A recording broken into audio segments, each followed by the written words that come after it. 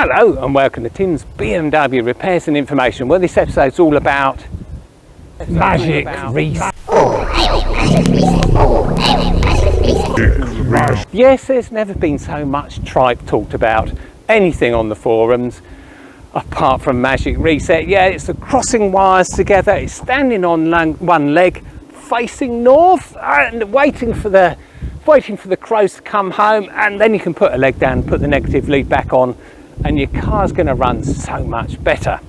Yeah, it's all a load of old tripe, but I'll explain why it works on certain cars, why it makes no difference at all on others, and exactly how to do a magic reset which doesn't involve facing north, standing on one leg and waiting for the crows to come home. Okay, so what's it all about to start with? Well, it's all to do with adaptations. Now, the very earliest cars with the DME, the electronic control unit for our engines, had something called trim values, and these trim values were learnt while driving the car, and it all measured by the oxygen sensors in the exhaust system, the lambda sensors. They could make sure that the fuel air mixture was exactly right, and to do that it would tell the DME, well, the DME would learn values to offset the normal values read by the MAF and the temperature sensors and all the rest of it to get the injector duration exactly right. Now, those values that it learned, the trim values, were called adaptations, and those values are stored in memory, so that next time you start the car up, it's still remembered all the values, it gets the fuel air mixture exactly right straight from the word go. Adaptations, yeah, I've done a whole video on it if you're interested. Anyway, these adaptations on certain electronic control modules are volatile, which means that if you remove electricity from the control unit, the RAM being volatile RAM, would just forget everything, and when you next started the engine it would have to relearn adaptations again. Now, it doesn't sound a good idea. Well, it is in certain situations where you've got a lambda sensor measuring the fuel air or residual oxygen in the exhaust wrong. And that's what happened to my E32 with the N60 engine.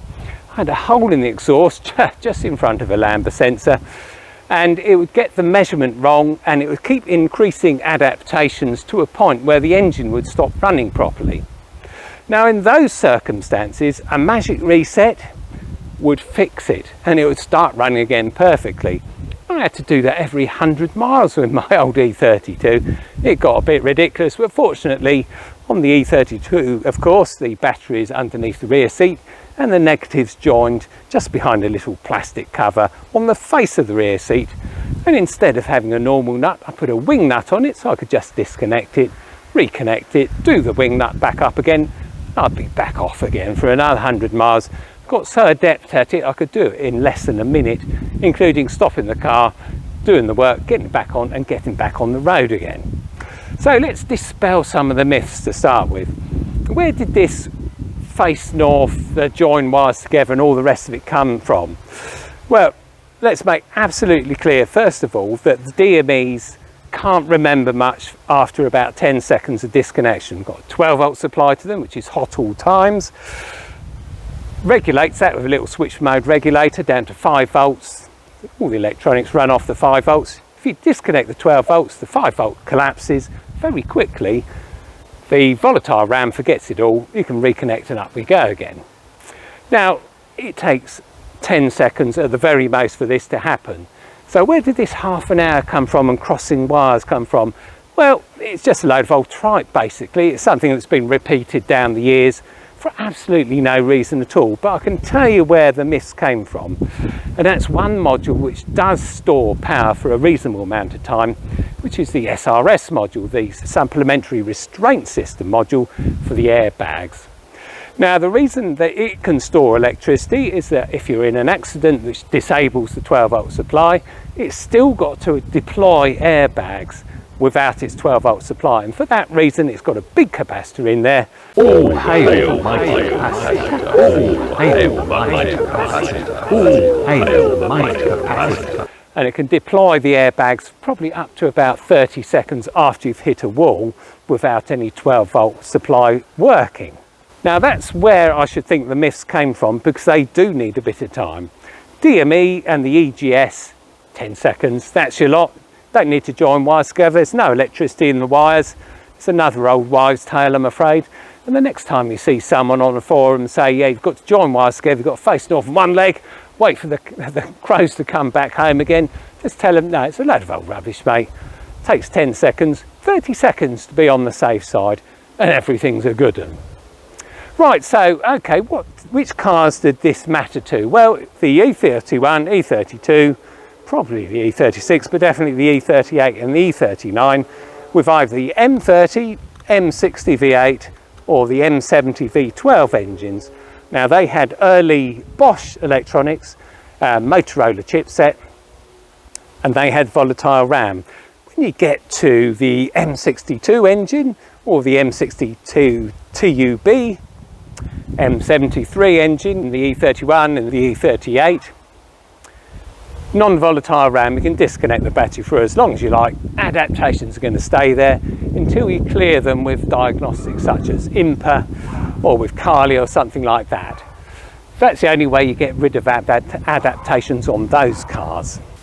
Tim, don't forget that more modern cars still like a magic reset, but not for the same reason as the earlier cars.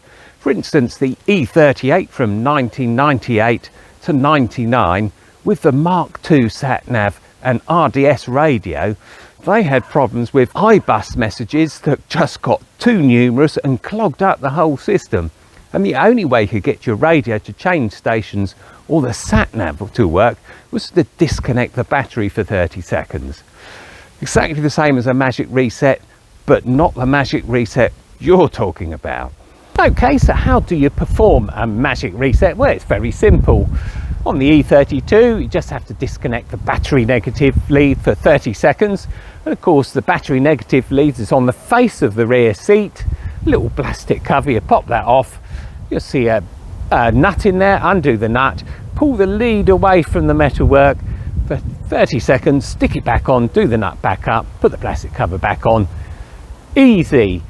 E31, of course, has two batteries. You have to disconnect the negative leads on one of them, and then when you're ready, disconnect the second one for 30 seconds, stick it back on again. The alarm might go on, the indicators will probably start flashing. To get those to stop, you press the hazard light button, press it twice and the lights will stop flashing. And if you've got a siren that goes off, you have to press close and then open button on the key. That'll stop it flashing, and then fit the second negative lead back on.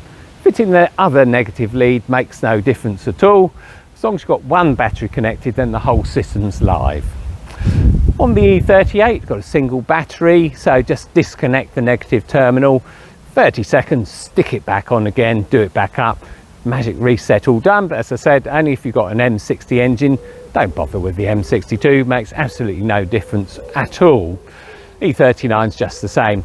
So in essence, BMW's built between 1988 and 1995 with the M30, M60, M70 engine, and you've got engine problems, then sometimes a magic reset will help you by resetting all the adaptations. You only need 30 seconds, no need to cross the wire, stand on one leg, wait for the crows to come home. They should come home soon, actually. It's about this time.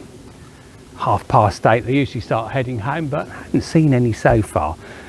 Yep, later cars, for instance, the 1998 E38 with the Mark II sat-nav, they like a battery nap sometimes to get their iBus messages unblocked, and then turn the RDS off on the radio, and then it won't get blocked up again. And some later cars do like a battery nap, as it's called these days, rather than a magic reset, to get them out of all sorts of problems, but it's not going to change any engine problems. Anyway, put the thumbs up if you enjoyed that. Thanks very much for subscribing and commenting. Keep them all coming, of course. I'll try and answer them as soon as possible, and I'll see you next time.